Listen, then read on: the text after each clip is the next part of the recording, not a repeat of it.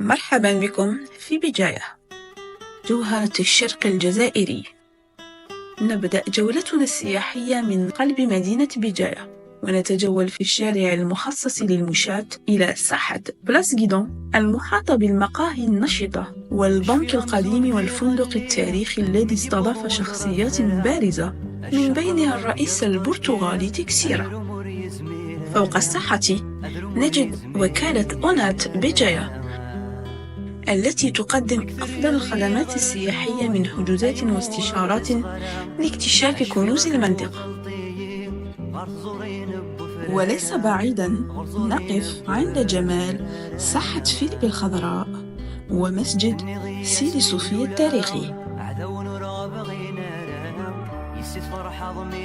نتوجه بعدها إلى متحف برج موسى، حيث تلتقي الحضارات في قاعات تعج بالتاريخ، وإطلالته البانورامية على المدينة تأخذنا في رحلة عبر الزمن.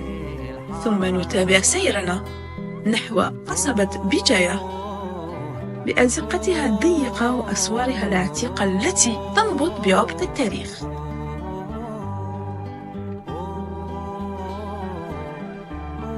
أعلى المدينة يقف حصن عبد القادر شامخا، وتحيط به نسائم البحر المنعشة في مشهد مهيب يبعث على الراحة والتأمل.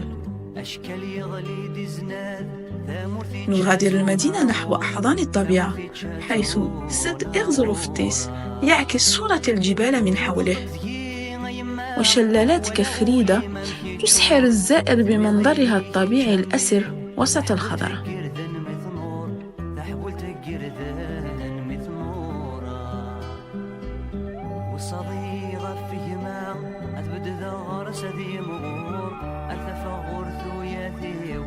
نواصل نحو رأس بواق ثم رأس كربون المنحدرين في البحر حتى نصل إلى الشاطئ زيكوات الشهير، مقصد الاستجمام والسياحة.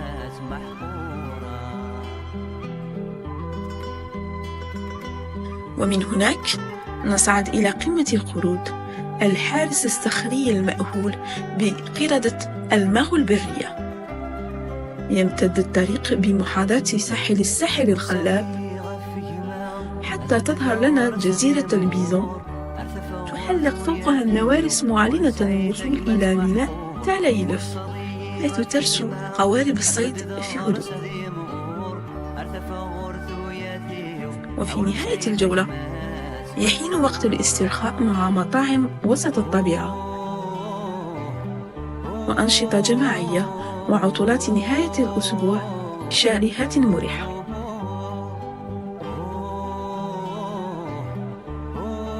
بالإضافة إلى المركبات السياحية الحديثة وخدماتها الراقية، حيث تحكي كل زاوية قصة من الزمن.